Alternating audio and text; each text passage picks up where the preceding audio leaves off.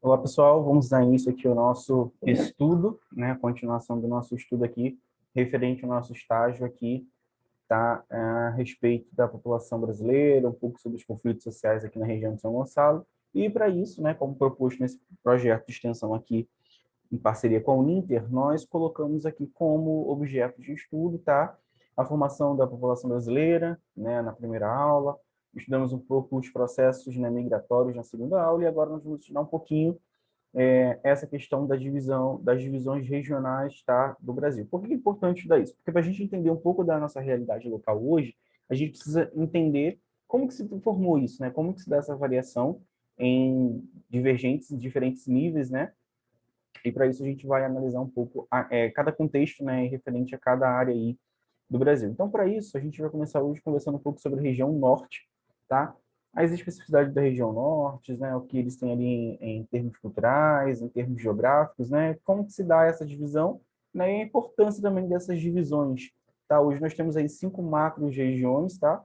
Que são consideradas como as regiões norte, nordeste, sul, sudeste e centro-oeste, e cada uma delas tem coisas bem específicas, tá? Então, justamente por elas terem essas coisas em comum, específicas, que elas foram, né, separadas dessa forma, tá? Elas foram regionalizadas dessa forma. Então, para isso, vou compartilhar um slide aqui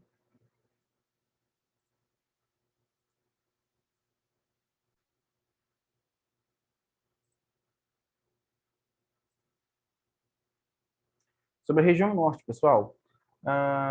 Vamos lá. A região norte ela é formada pelos seguintes estados e capitais: Amazonas, tá? E a capital Manaus; Pará e a capital Belém; Acre e a capital Rio Branco; temos ali Rondônia, né, com a capital Porto Velho; nós temos ali também Roraima, com a capital em Boa Vista; temos o Amapá, né, com a capital Macapá; e temos ali o Tocantins com a capital, né, que é Palmas. Então essas são, né, esses são aí os estados referentes aí que se encontram, se localizam geograficamente dentro da região norte. Tá bom? A gente pode observar que essa região norte aqui, ela fica mais acima, né, por ser norte ali do Brasil, tá? E aí eles estão distribuídos ali em boa parte do território brasileiro. A área total da região norte, tá, é de 3.869.637 quilômetros quadrados. Tá? É uma área bem grande, é uma área vasta, né? A sua população, tá, é de aproximadamente 12 milhões, tá? 833.383 habitantes, tá? Divididos aí por esses estados.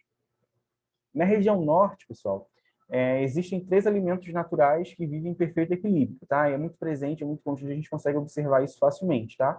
Que é a floresta, né? A floresta amazônica. Nós temos também as águas, né? E os animais. É um dado importante que na região amazônica nós temos ali os rios aéreos, tá? E nós também temos os rios é, é, que são os rios que nós chamamos de aquíferos, tá? Então, são rios subterrâneos, então, em números grandiosos. Então, a floresta, ela possui muita água, tá, pessoal? Muita água nesse sentido. Embaixo aqui nós temos um pouco, né, da fauna aqui, da região, né, com os animais. O relevo dessa região, tá, ela é um pouco diversificado, tá? Na região norte, existem vários tipos de relevo. É muito importante a gente pensar e frisar isso aqui. Nós temos, por exemplo, o relevo considerado como planícies, né? Que é um terreno plano e baixo, tá bom? Um pouco acima do nível do mar, tá bom? Então, nós encontramos, em grande maioria ali, em planícies. Mas nós também encontramos em algumas regiões, em alguns pontos específicos, o relevo de depressões, tá? Que são regiões mais baixas, tá? Do que as áreas em suas voltas. Então, você tem uma região ali nivelada, né? E existem alguns lugares que há algumas depressões. Então, você tem uma nivelação ali, nivelamento, mas tem regiões que são mais baixas do que esse plano aí que está nivelado. Então, nós temos essas depressões aí, tá? Que são essas regiões mais baixas do que as áreas que estão ao redor, tá bom? Nós temos, é muito importante falarmos sobre isso aqui, na região norte, a maior floresta tropical do mundo, tá? E nós temos também nessa região aqui, tá? O Planalto das Guianas, tá? onde está a montanha mais alta do Brasil. Então, vejam que essa região ela é portadora de grandes simbologias, né, de grandes coisas aí que fazem parte aí, de especificidades incríveis assim, geográficos. Né? Então, são dados geográficos muito importantes. Né? É uma riqueza natural muito grande nessas regiões. Por exemplo, né, nós temos ali o Pico da Neblina, né, com 2.993 metros na fronteira com a Venezuela. Tá? Um ponto ali mais alto do Brasil. Nós temos também o Planalto, tá? Que é um terreno alto, tá? São áreas de altitudes variadas e limitadas. Então, o Planalto ele tem essas especificidades aí. A vegetação da floresta amazônica, tá? Ela está em quase todo o território da região norte. Nós temos ali também, né, uma área de mangue, tá? Que se encontram ali no litoral do Amapá e do Pará. E nós também temos, galera, no Cerrado, um pouco do Cerrado na floresta amazônica, tá? Que é ali no extremo sul do Amazonas, tá? Um pouco do Pará também, Tocantins e Rondônia. Então a gente consegue encontrar um pouco do Cerrado também na região sul, na região norte. Nós temos também os campos, tá? Em extensões mais reduzidas, tá? Mas nós encontramos também. E nesse período que nós estamos vivendo, né, de grandes desmatamentos, é muito comum a gente encontrar essas regiões que, se a gente não cuidar, se tornarão regiões que serão campos, né? Essas florestas se tornarão campos. E, e nós precisamos de ações e medidas que inviabilizem isso, tá? Que se levante realmente como tanto um crime contra a natureza, porque a floresta traz benefícios, tá? Nós dependemos da floresta também, tá? Em termos de respiração, em termos, né, do oxigênio, em termos mesmo do clima. Então, a gente precisa da floresta por muitos outros fatores, animais também, a vegetação, né? A fauna e a flora aí presentes, a gente precisa cuidar da nossa floresta, ela é importante, tá? É um erro pensar que o desmatamento da floresta amazônica não vai impactar nossa vida em nada porque está distante. Na verdade, não. Na verdade, se nós fizermos isso, nós estaremos praticamente assinando nosso estado de óbito. Né? A hidrografia dessas regiões, né? Os rios, tá? A região norte concentra o maior número de rios do país. Né? Então vejam como que a região norte é rica naturalmente, né? São cerca de 1.100 rios nessas regiões, tá? E não são rios pequenos, na sua grande maioria são rios grandes, rios que têm aí quilômetros de extensão, tá? De uma borda a outra.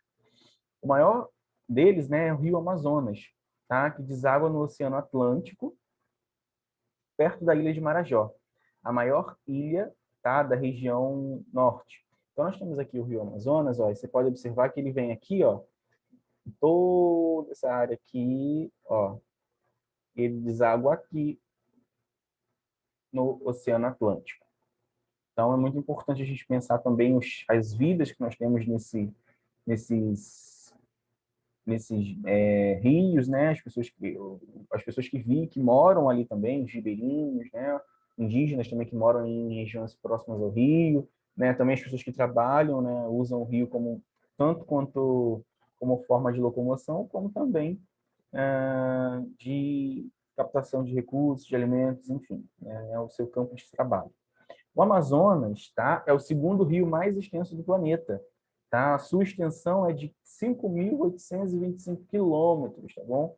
Ele perde para o Mississippi, Missouri, que tem 6.418 quilômetros. Tá? A largura média, gente, do rio Amazonas é de aproximadamente 5 quilômetros. Eu já estive no rio Amazonas já, algumas vezes, tá? Eu já passei, já realizei duas viagens ao Amazonas, ao interior, e na primeira vez eu fiquei um mês, na segunda eu fiquei 2 semanas, e eu pude estar um pouco conhecendo a realidade desses rios, e é algo incrível, tá?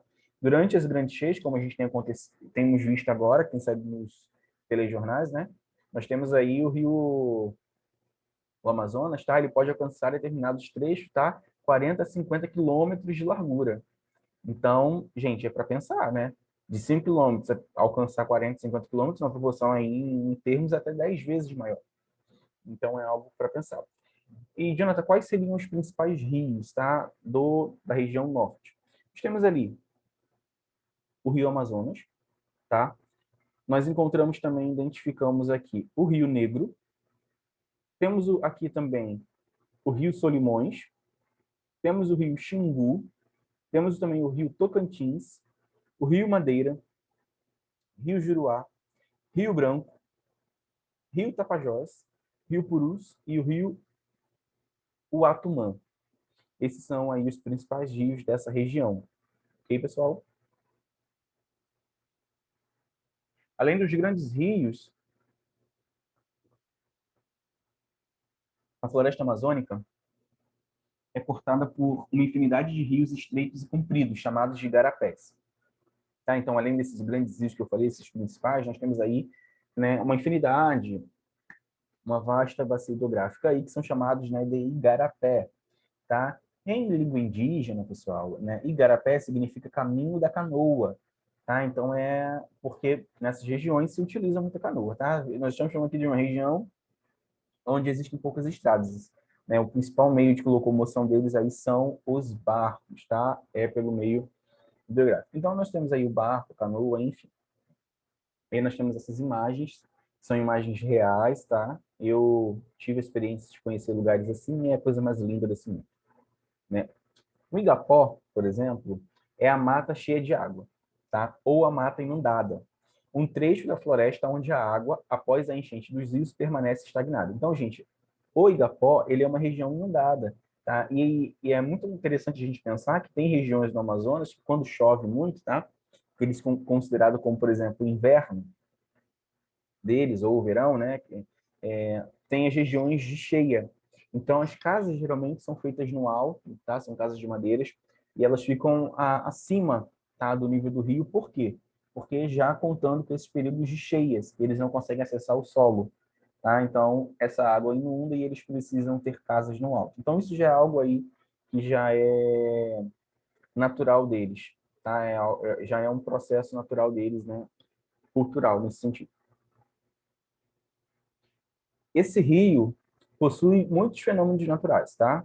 Como, por exemplo, a conhecida pororoca, tá? Que é o encontro violento das águas do rio com as águas do mar. Então, a pororoca, ela é quando vem o encontro violento do rio, pressão da água do rio com a pressão da água do mar, causando esse impacto. Isso é chamado de pororoca. Tá? A pororoca prenuncia a enchente. Tá? Alguns minutos antes de chegar, há uma calmaria, um momento de silêncio. As aves se aquietam e até o vento parece, tá, parar de soprar. É que ela se aproxima. Os caboclos já sabem, rapidamente procuram um lugar seguro para aportar suas embarcações. Então, as pessoas já sabem, através dessas indicações da natureza, quando a pororoca está a caminho, tá? Quando ela está prestes a acontecer, esse fenômeno aí. Nós temos aí também na região norte, tá, algumas hidrelétricas, tá, que abrigando a maior bacia hidrográfica do mundo. Tá? A região norte conta com usinas hidrelétricas, tá, que são essas aí, a Samuel, no Rio Jamari, em Rondônia. Temos aí também a Balbina, no Rio Uatumã, tá, no estado do Amazonas. Nós temos o Tucuruí, no Rio Tocantins, no Pará, né? Cujo efeito sobre a fauna, sobre a flora e populações humanas foram nefastos. Temos aí também o Santarém, a usina hidrelétrica de Santarém, e temos aí também a São Félix. Aqui nós temos algumas imagens, tá? E nós temos aqui embaixo do nosso slide um anúncio falando, né, que o maior problema da região continua sendo a escassez de energia. Tá? Gente, é muito importante a gente pensar também que mesmo tendo essas regiões aí de vasta hidrografia, a região norte se encontra com grandes problemas referentes à água potável, tá? Porque tem água do rio, mas esse rio ele é usado como meio de locomoção, então, assim, existe muito combustível, geralmente são rios que estão sendo poluídos, então existe uma série de fatores, tá, que inviabilizam, tá, a utilização dessa água, o uso dessa água. E eles têm um grande problema. Eles têm água, mas eles têm dificuldade com a questão da água potável. E muitas pessoas pegam doenças nos rios, tá? Porque acreditam que por ser um rio, por ser uma região muito natural, é uma água boa para se beber, é uma água potável. E não é.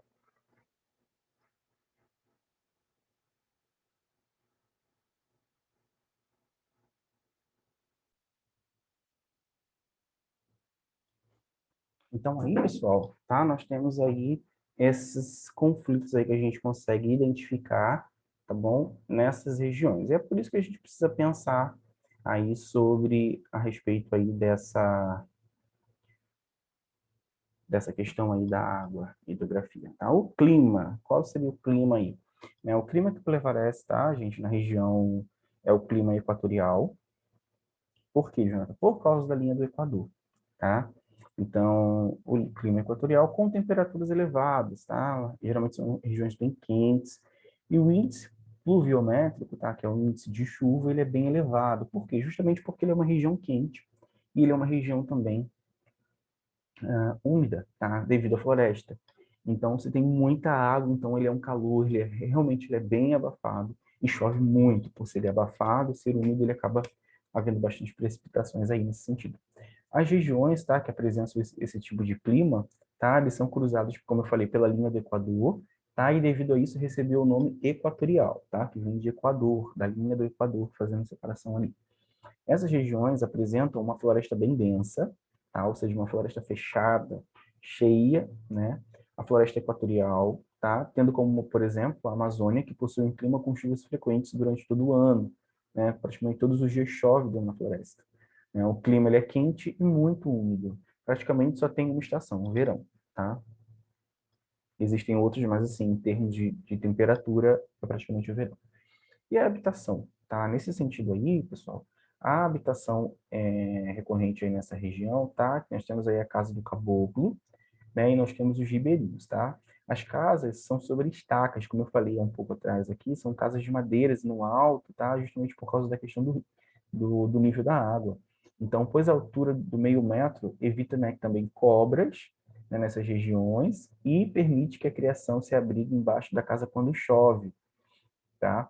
O fogão é a lenha, tá? A luz de lamparina dorme em rede e não há banheiro nem água encanada. Como são casas de madeira também, é importante que seja baixo também por essa questão das cobras, tá? Que são muito presentes nessas regiões. A maior parte das comunidades ribeirinhas, tá? Vivem nas margens dos rios Tapajós e Arapiuns, tá? Na região do Rio Negro, cerca de 400 famílias vivem em 12 comunidades. Tá? Para essa gente, o rio é a estrada, tá? Lavanderia e principalmente o sustento. Então, eles usam o rio para tudo. Tive experiência, né, de ver, né, com os meus próprios olhos as pessoas tomando banho, se alimentando, fazendo suas refeições, trabalhando naquele mesmo rio. Então, o rio ele é a base da vida aí nesse sentido, nessas regiões, tá bom? Eles sobrevivem com a produção da farinha de mandioca, tá, pessoal? Artesanato e pesca. Transporte e a comunicação. O transporte e a comunicação da região norte está ligado ao resto do país pelas linhas aéreas, tá? Em sua grande maioria, e por algumas rodovias como Belém, Brasília e Cuiabá-Santarém. As vias mais usadas são os rios, tá? Por isso por eles, né, no caso, se faz o comércio e a escoada grande parte da produção. Mesmo com os rios navegáveis, tá? Os problemas de comunicação e transporte de mercadoria são enormes. Tá? Durante as cheias, estradas têm largos trechos interrompidos e centenas de quilômetros já foram perdidos pela falta de conservação ou retomados pela mata por falta de um tráfego mais intenso. Tá? As únicas duas ferrovias existentes trabalham em função da exploração de minérios. A estrada, por exemplo, de Ferro-Carajás, que leva o ferro de Marabá, no Pará, ao Porto de São Luís, no Maranhão. A estrada de ferro no Amapá transporta o manganês da Serra do Navio e ao Porto de Macapá. A economia, tá? Nesse sentido aí. A economia se baseia, né, no extrativismo vegetal, né, de produtos como aí o látex, o açaí, madeiras e castanhas. Então, nós temos aí muito essa questão das pessoas tiram eles têm essa questão do extrativismo, né? Eles pegam essas plantações aí. Nós temos também aí na agricultura, tá? Temos na pecuária de búfalos, tá? Em Roraima e na ilha de Marajós, tá? Então, tem uma grande concentração ali de búfalos nessas regiões. Em minérios, tá? Lá estão a Serra de Carajás, no Pará, e a mais importante área de mineração do país, produtora de grande parte do minério de ferro exportado. E a Serra do Navio, né? Rica em manganês. A extração mineral, porém praticada sem os cuidados adequados, contribui para a destruição ambiental. Na indústria, destacam-se o polo industrial de Manaus, tá? Na cidade do Amazonas. Nessa região, há grandes produções de eletrônicos, relógios, eletrodomésticos e suprimentos de informática. A criação da Zona Franca de Manaus, visando a instalação de um parque industrial, trouxe, na verdade, montadores de produtos eletrônicos e não o desenvolvimento pretendido, tá? Os produtos naturais, tá bom? Nós temos aí a castanha do Pará, né? Nós temos o Guaraná. Vale ressaltar aqui que a cidade produtora do Guaraná, né? A cidade-chave ali é Maués, tá? Inclusive eu tenho esses olhinhos aí do Guaraná, de recordação de Maués, eu estive em Maués. Nós temos aí o látex, tá? Nós temos aí a madeira, tá? E um grande problema que tem acontecido aí por causa do desmatamento, e nós temos também as essências. Na pecuária, como eu falei aqui um pouco atrás, nós temos ali, né, o predomínio, né, da criação ali do búfalo, na Ilha de Marajós, tá? E do gado bovino em geral, em algumas determinadas regiões, tá? A agricultura, tá? Nós temos ali a grande presença da soja, nós temos a participação e a presença ali da mandioca, do arroz, do milho, tá? Do feijão, do grão-pará. Os principais produtos agrícolas dessas regiões aí, como eu falei, são a soja, o guaraná, o arroz, a mandioca, o cacau, tá? O cupuaçu e o maracujá, também é muito presente. E o caboclo amazonense, né? O caboclo amazonense é uma mistura de brancos e índios que desenvolveu um artesanato muito interessante, inspirado em objetos indígenas e que aproveita tudo que a natureza pode oferecer, tá? Como cabaças, sementes coloridas, escamas de pirarucu, penas e as próprias tintas necessárias para embelezar o seu trabalho.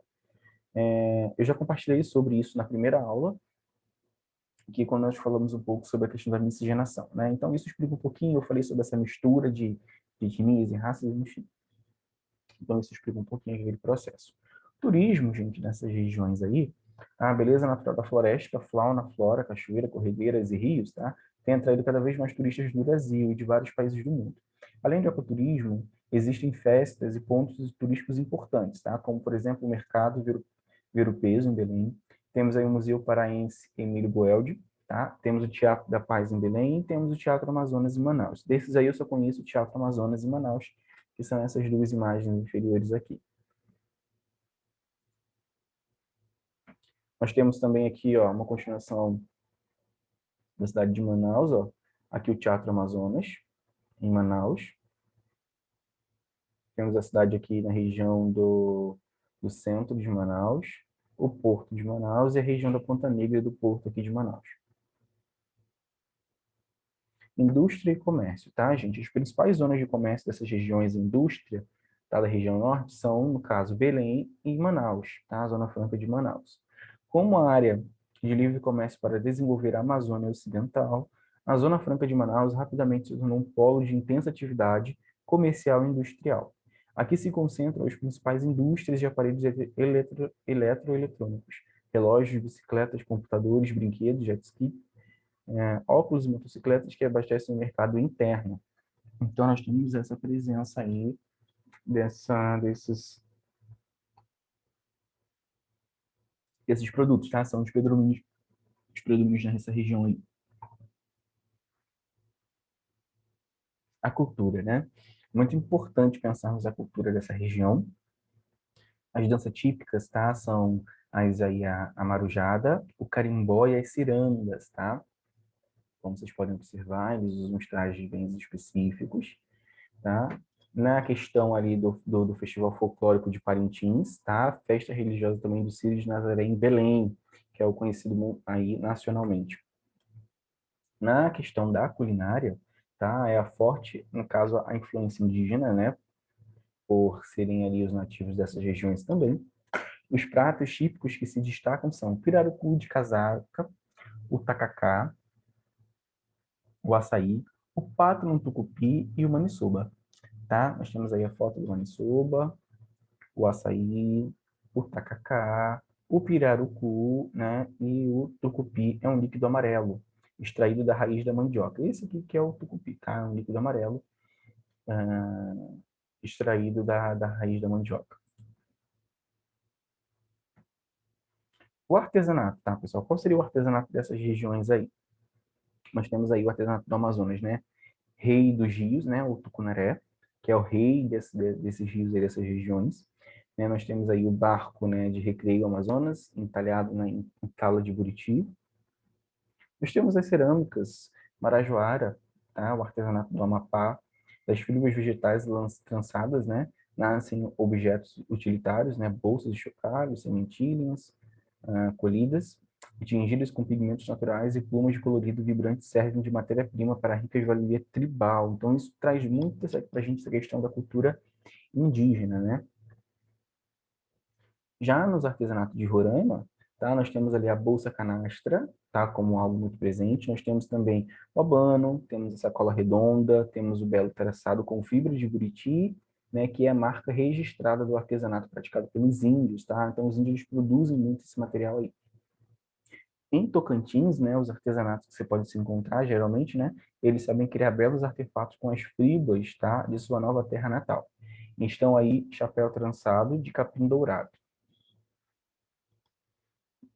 Mas quais seriam, nesse sentido, os problemas da região norte, né, da Amazônia Legal? Nós temos aí 5 milhões de quilômetros quadrados da Amazônia Legal brasileira, né, alcançando aí os estados do Acre, do Amapá e do Amazonas, Pará, Rondônia, Roraima, além do norte de Mato Grosso e Tocantins e o oeste do Maranhão.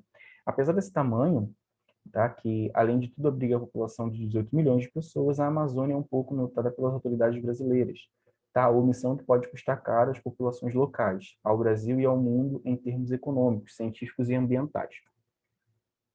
E quanto maior for o descaso nacional, maior será o apetite estrangeiro, tá? O homem vive de sonhos, de esperança e tem expectativa quanto aos segredos da Amazônia.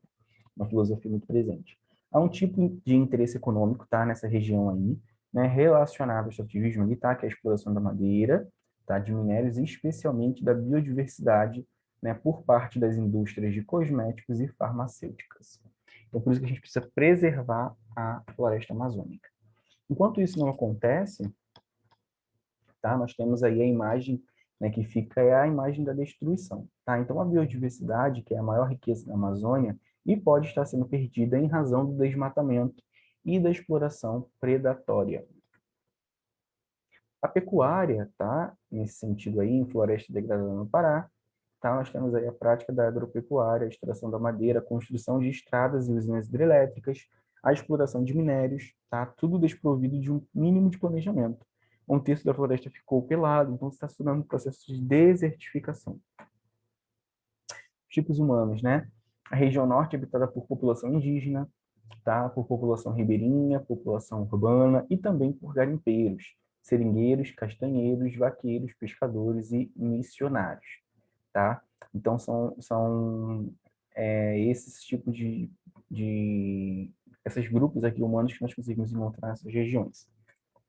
O castanheiro, né, que é o apanhador de castanha do Pará, né, um pé de castanha aí do Pará pode produzir cerca de 500 quilos de castanha por ano, então é algo rentável, tá?